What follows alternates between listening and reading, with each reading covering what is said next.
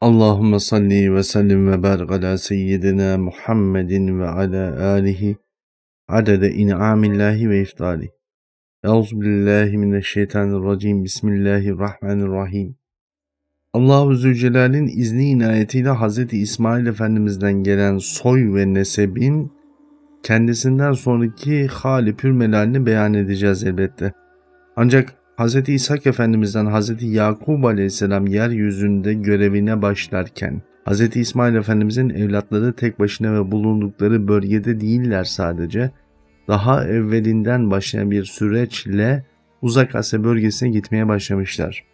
Mevcuttaki ticaret yollarının merkezinde olmanın getirisidir aynı zamanda bu durum. Allah-u Zülcelal'in kelime-i tevhidini bütün dünyaya yaymak bütün peygamberlerin vazifesidir.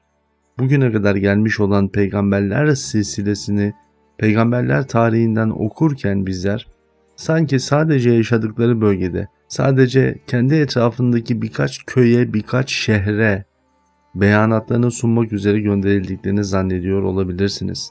Hakikat sadece Resul-i Kibriya Aleyhisselatü Vesselam Efendimiz değil, kendisinden önce gelmiş bütün peygamberlerin de vazifesi elbette ki La ilahe illallah sözünü bütün dünyaya duyurmak üzerinedir. Resul-i Kibriya Aleyhisselatü Vesselam'a takdir edilmiş en büyük ikram ile onun adını yeryüzünde duymayan hiçbir nokta kalmamıştır. Ama ondan hariç gelmiş peygamberlerin bu vazifede vermiş oldukları mücadelede bu daha zor gerçekleşmiş olsa da onlar da kendi görevlerini Cenab-ı Hak'tan almış olmanın vesilesiyle bu hakikat ve hikmeti yerine getirmeye elbette gayret ettiler. Milattan önceki 3000'li yıllarda gerçekleşen bu süreçte Hz. İsmail Efendimizin evlatlarının Uzak Asya bölgesindeki vermiş oldukları mücadeleden bahsediyoruz. Bu mücadelede temel inanç prensipleri Hz. İsmail Efendimizle beraber Kamboçya'dan ta Türkmenistan'a kadar geniş bir yayın çizilmesine vesile olmuştur. Yapılan bu dönemdeki ticaret merkezlerinden bir tanesi elbette ki Hindistan'ken bir diğeri Malezya ve Endonezya bölgesidir. Avustralya bölgesi bu dönemde oldukça zayıf bir nüfusa sahip, genellikle ormanlık bölge, kayıkçıların giderek buradan ihtiyaçlarını karşılayıp geri döndükleri bir yapı. Hoş, ondan sonraki dönemde geniş kavimleri görüyor olacağız ama bu Uzak Asya bölgesinden gelen kavimler değil, daha çok Güney Avrupa ile Kuzey Avrupa'dan alınmış olan, gelmiş olan göçlerle hasıl olmuş bir durumdur. Milattan önceki tarihlerdeki bu hakikat ve hikmet Hz. İsmail Efendimizle beraber başlamış olan La ilahe illallah sözünün yayılımında 4 önemli merkezin gelişimine hasıl olmuştur.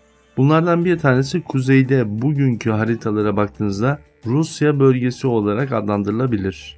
Ta Kuzey Avrupa'ya kadar uzanan bu süreçte insanların ticaret ve yeni köy yerleşim birimlerini oluşturma süreçlerini görüyoruz. Bu süreçlerde ve bu bölgelerde avcılık oldukça gelişmiş.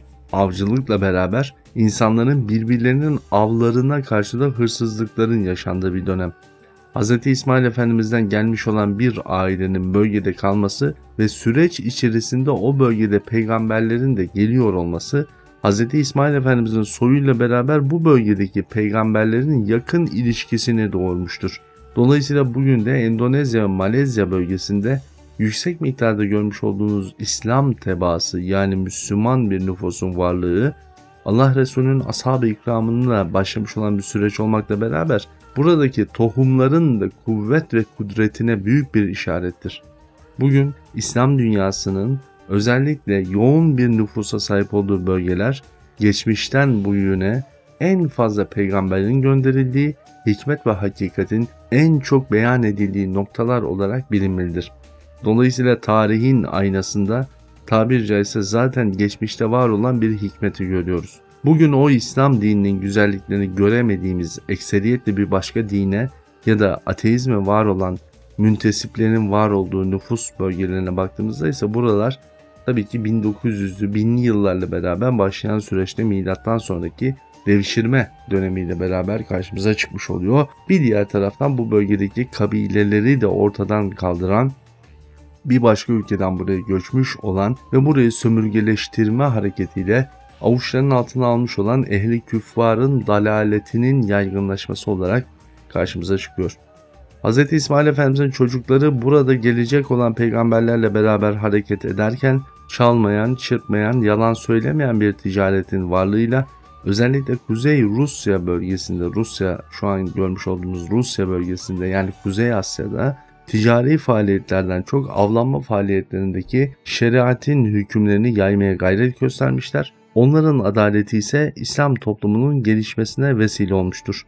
Bu topluluğun daha sonra da Kuzey Avrupa bölgesinde bugün gördüğünüz Polonya, Romanya bunların biraz daha üst olan bölgesine doğru hareket ettiğini göreceksiniz. Elbette ki Asya'nın iki önemli diğer merkezlerinden bir tanesi 4 önemli İslam'ın yayıldığı o dönem içinde de İslam'ın yayıldığı yerlerden biri Hindistan, bir diğeri Çin ve bir diğeri de elbette ki Türk yurdu olarak tabir ettiğimiz Çin'in kuzey-batı bölgesi. Türkler her ne kadar Moğollarla beraber anılıyor olsa da Moğollarla Türklerin olan ilişkisinde ciddi bir boy farklılığı ve ciddi bir kültür farklılığı olduğunu beyan etmek gerekiyor.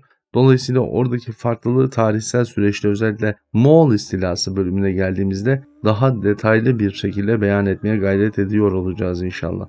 Hem Hindistan hem Çin'deki insanların inanmış oldukları şeye bir başka şeyle özdeşleştirme çabaları oldukça fazladır. Aynı zamanda geçmişten gelen inanç biçimleri söylenen sözü daha derinine inebilme kabiliyeti gelişmiş insanlardır. Bu bölgeye gönderilmiş olan peygamberlerin etkisi süreç üzerinde azalınca ve özellikle bizler miladi sıfır noktasına gelirken bu bölgedeki artık peygamber gönderilme sürecinin azaldığını görüyor olacağız. Dolayısıyla bu süreç içerisinde de bu bölgede geçmişten gelen peygamberlerden kalmış olan inanç biçimlerinin artık töre ve kültüre dönüştüğünde göreceğiz. Putperestlik yerine akıldan cisimleştirmenin gelmiş olduğu bir süreç işte bu tarihsel değişim içerisinde karşımıza çıkıyor. Hz. İsmail Efendimiz sefere çıkmışlar ve bunun engellenmesi için de ciddi bir mücadele vermişlerdir. Dolayısıyla Hz. İsmail Efendimizin evlatlarının gitmiş olduğu bölgeye zaten daha önce Hz. İsmail Efendimizin gittiğini beyan etmiştik. Firavun hanedanının Orta Avrupa'dan artık Mısır'a tamamen kaydığı bir döneme de denk gelir bu. Dolayısıyla ilerleyen şimdi geleceğimiz safhada Yakup Aleyhisselam'ın oğlu Yusuf Aleyhisselam'ın da mücadeleden başlayacağı Firavunlar devrine artık giriyor olacağız. Ama bugünkü tarihsel süreç içinden bakılınca bunun daha erken saatlerde olduğunu görüyoruz ancak böyle değil. Uzak Asya'da 4 yerde birden inkişaf etmiş olan İslam hakikati gelişim sürecinde toplamda 737 peygamberin geldiğini söyleyebiliriz. Ancak süreç ilerleyip buradaki insanların peygamberlerden gelen değerleri cisimleştirme gayretleri artınca nihayetinde onların Mevaün Nehir bölgesine Müslümanların toplandığını görüyoruz. Tarihsel süreçte Mevaün Nehir bölgesinde gelişen İslam dininin düşünce altyapısının bu günlere kadar dayandığını söyleyebiliriz. Tarihin bu en eski döneminden başlamak üzere Müslüman düşünceye sahip insanların bir araya gelmiş olduğu önemli ilim ve kültür merkezlerinden biri olacak Mevaün Nehir. Ama daha tarihin bu ilk dönemlerinde almış olduğu göçle bir köy statüsünden yavaş yavaş şehirleşme sürecine geçecek. Biraz Pers etkisinde, biraz dünden kalan Hindistan etkisinde olacaklar.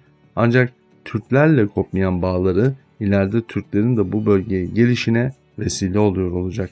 Elbette bütün bunlar olurken Avrupa ve Anadolu coğrafyasında da önemli gelişmeler var. Bu gelişmeleri ifade etmek için yarını bekliyor olacağız. Bugünlük bu kadar efendim. Kalın sağlıcakla.